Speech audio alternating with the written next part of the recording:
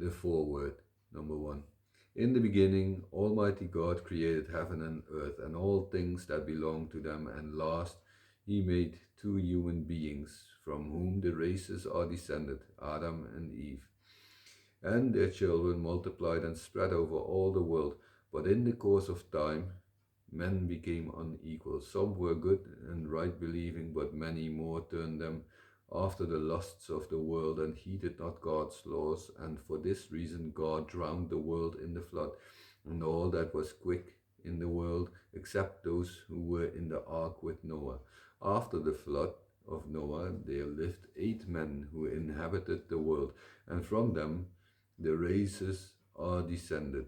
And now, as before, they increased and filled the world. And there were very many men who loved to covet wealth and power, but turned away from obedience to God. And so much did they do this that they would not name God. And who could then tell the sons of the wonderful works of God?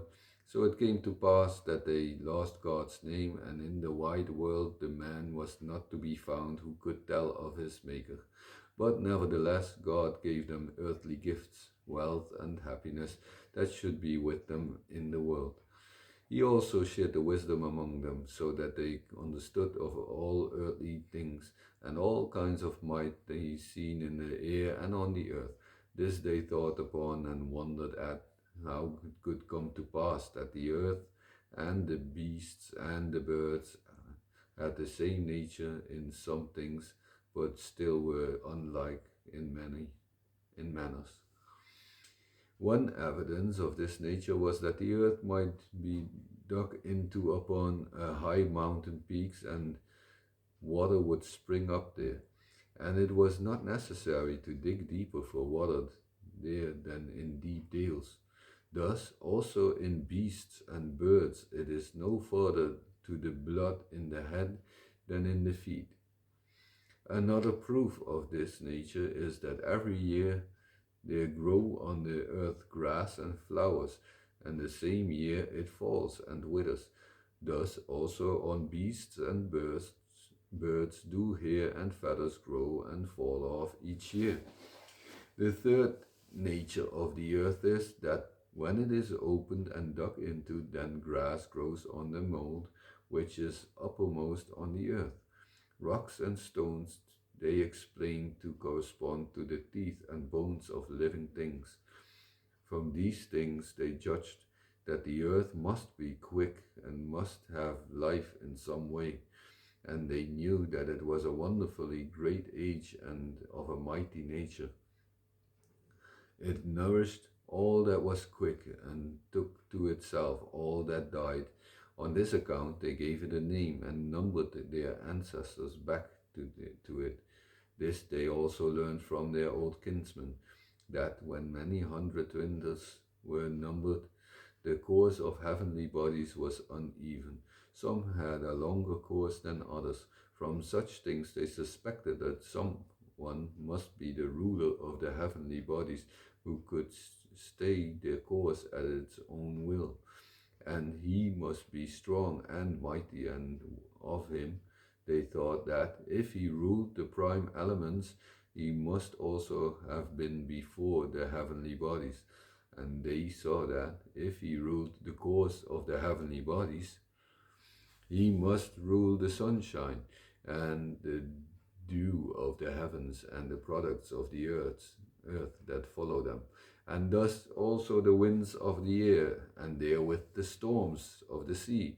They knew not where his realm was, but they believed that he ruled over all things on the earth and in the air, over the heavens and the heavenly bodies, and the seas and the weather. But in order that all things might be better told and remembered, they gave him the same name with themselves, and this belief has been changed in many ways, as the people have been separated and the tongues have been divided. Number 2. In his old age, Noah shared the world with his sons. For Ham he intended to the western region, for Japheth the northern region, but for Shem the southern region, with those parts which will hereafter be marked out in the division of the earth into three parts. In the time that the sons of these men were in the world, then increased forthwith the desire for riches and power, from the fact that they knew many crafts that had not been discovered before, and each one was exalted with his own handiwork. And so far did they carry their pride that the Africans descended from Ham, harried in the part of the world which the offspring of Shem, their kinsman, inhabited.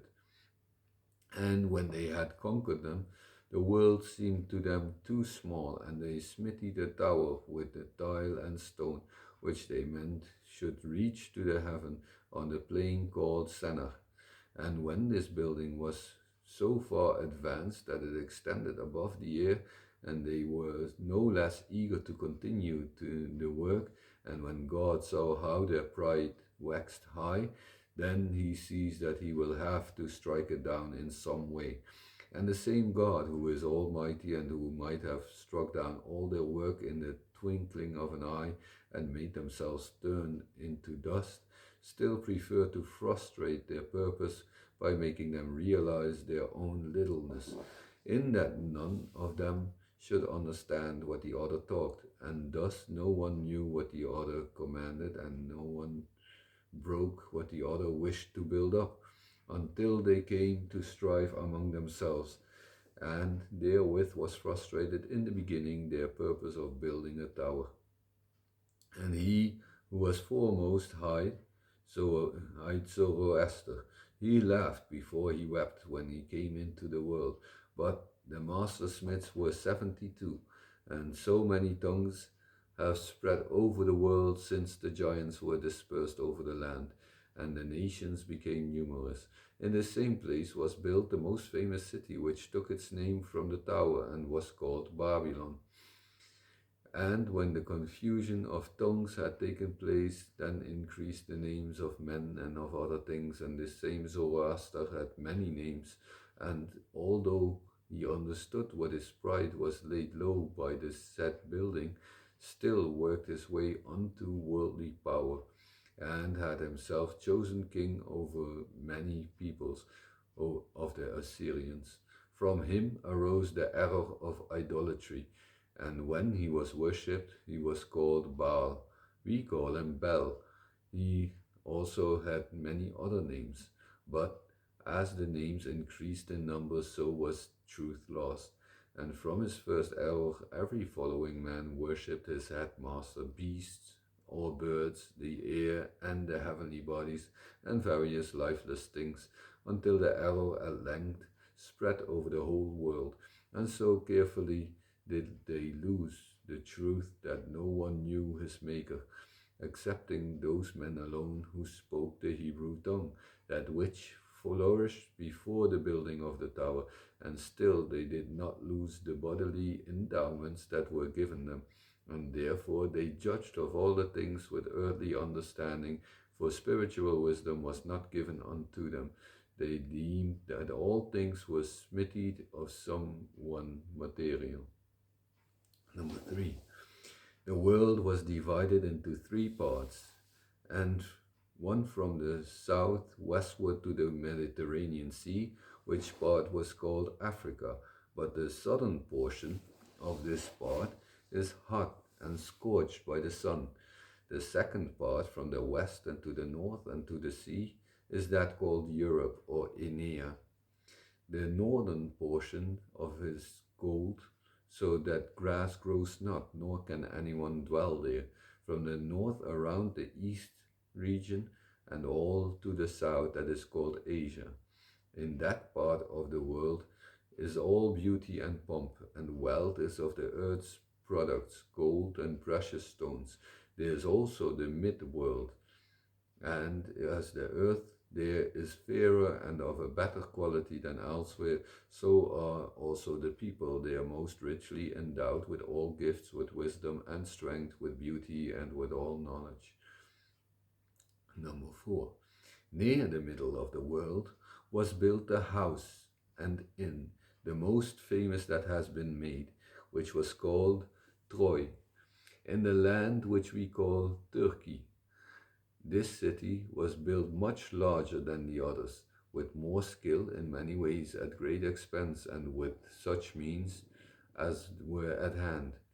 There were 12 kingdoms and one overking, and many lands and nations belonged to each kingdom. There were in the city 12 chief languages. Their chiefs have surpassed all men who have been in the world and in all heroic things. No scholar who was ever told of these things. My tablet jumped out of the book.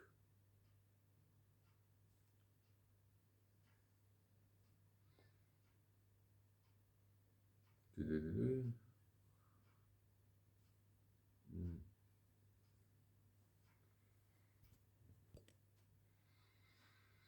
The chiefs have surpassed all men who have been in the world in all heroic things.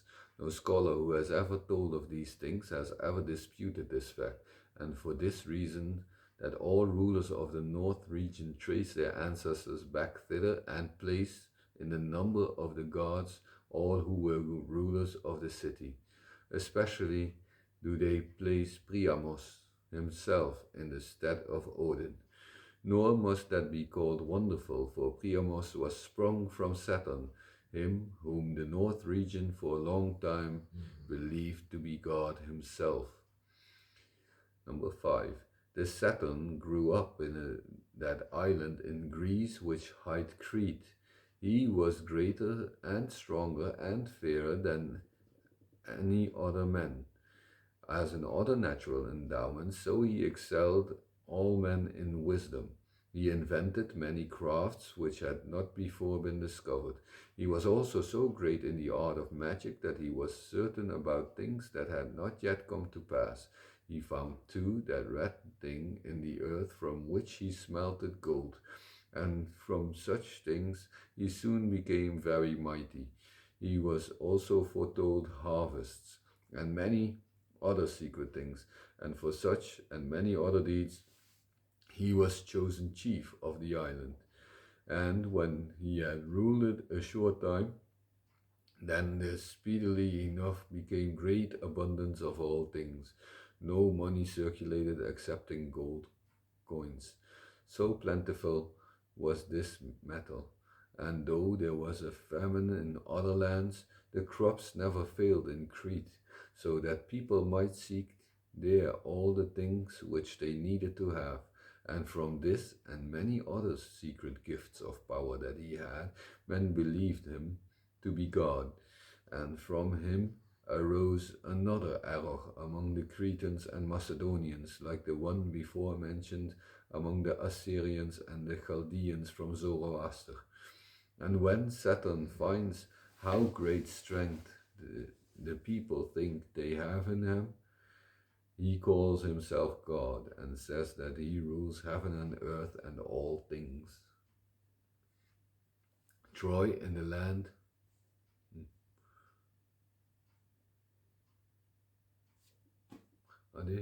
Once he went to Greece in a ship, for there was a king's daughter on whom he had set his heart.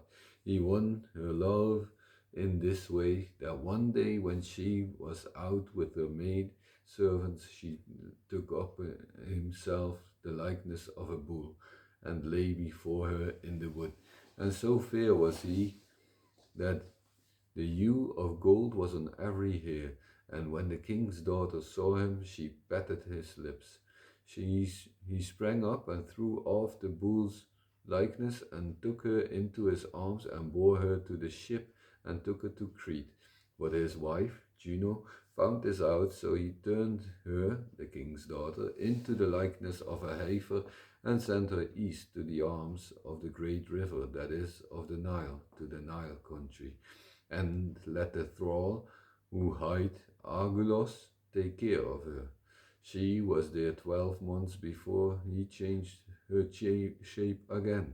Many things did he do like this, or even more wonderful. He had 3 sons, one hight Jupiter, another Neptune, and the third Pluto. They were all men of the greatest accomplishments, and Jupiter was by far the greatest. He was a warrior and won many kingdoms. He was also crafty like his father and took upon himself the likeness of many animals, and thus he accomplished many things which are impossible for mankind. And on account of this and other things, he was held in awe by all nations. Therefore, Jupiter is put in the place of Thor, since all evil wights fear him. Number 7. Saturn had built in Crete 72 burgs, and when he thought himself firmly established in his kingdom, he shared it with his sons, whom he set up with himself as gods, and to Jupiter he gave the realm of heaven, to Neptune the realm of the earth, and to Pluto hell. And his last seemed him to be the worst to manage, and therefore he gave him to his dog, the one whom he called Cerberus, to guard hell. This Cerberus, the Greeks say, Heracles dragged out of hell and upon earth. And although Saturn had given the realm of heaven to Jupiter, the latter nevertheless desired to possess the realm of earth, and so he harried his father's kingdom, and it is said that he had taken him and emasculated, and for such great achievements he declared himself to be God. And the Macedonians say that he had the members taken and cast into the sea, and therefore they believed for ages that therefrom had come a woman. They called her Venus, and numbered among the gods, and she had in all ages been called the goddess of love, for they believed she was able to turn the hearts of all men and women to love. When Saturn was emasculated by Jupiter, his son, he fled from the east out of Crete and went into Italy. There dwelt at that time such a people that did not work and lived on acorns and grass, and lay in caves or holes in the earth. And when Saturn came there, he changed his name and called himself Njord, for the reason that he thought that Jupiter, his son, might afterward seek him out. He was the first there to teach men how to plough and plant vineyards. There the soil was good and fresh, and this soon produced heavy crops. He was made chief, and thus he got possession of all the realms there and put up many burgs. Number 8. Jupiter. Jupiter, his son, had many sons from whom races have descended. His son was Dardanos, his son Herikon, his son Tros, his son Ilos, his son Laomedon, the father of the chief king Priamos. Priamos had many sons. One of them was Hector, who was the most famous of all men in the world for strength and stature and accomplishments, and for all manly deeds of knightly kind. And it is found written that when the Greeks and all the strength of the north and east regions fought with the Trojans, they would never have become victors had not the Greeks invoked the gods. And it is also stated that no human strength would conquer them unless they were betrayed by their own men, which afterward was done. And from the fame that came after gave themselves titles, and especially was this done by the Romans, who were the most famous in many things after their days. And it is said that when in Rome was built, the Romans adapted their customs and laws as nearly as possible to those of the Trojans, their forefathers. And so much power accompanied these men, and for many ages after, that when Pompey, a Roman chieftain, harried in the east region, Odin fled out of Asia and hither to the north country. And then he gave to himself and his men their names, and said that Priamos had hired Odin, and his queen Frigg, and from the realm afterwards took its name, was called Phrygia, when the burg stood. And whether Odin said this of himself or out of pride, or that it was wrought by the changing of tongues, nevertheless many wise men have regarded it as a true saying, and for a long time after every man who was a great chieftain followed by his example. 9. A king in Troy hight Munon or Menon. His wife was a daughter of the head king Priamos and hight Troan. They had a son who hight Tror. Him we call Thor. He was fostered in Thrace by the Duke, who is called Loricos. But when he was 10 winters old, he took his father's weapon. So fair of face was he when he stood by other men, as when ivory is set in oak. His hair was fairer than gold. When he was 12 winters old, he had full strength. Then he lifted from the ground 10 bear skins all at once, and then slew Loricos, the duke, his foster father, and his wife Laura or Glora, and took possession of Thrace. This we call Trudheim. Then he visited many lands and knew the countries of the world, and conquered single-handed all the berserks and all the giants, and of one very big dragon and many beasts. In the north regions he found that the prophetess who hired Sibyl, whom we call Sif, and married her. None can tell the genealogy of Sif. She was the fairest of all women. Her hair was like gold. Their son was Loride, who was like his father. His son was Henrede. His son Wingtor. His son Wingner. His son Mode. His son Magne. His son Kesvet. His son Bedvig. His son Atra, whom we call Anan. His son Iterman. His son Heremot. His son Skjaldum, who we call Skjold. His son Bjaf, who we call Bjar. His son Jat. His son Gudolf. His son Fjarlaf, who we call Fritleif. He had a son who is called Vodin, whom we call Odin. He was a famous man for wisdom and all accomplishments. His wife hight Frigida, whom we called Frigg. Number 10.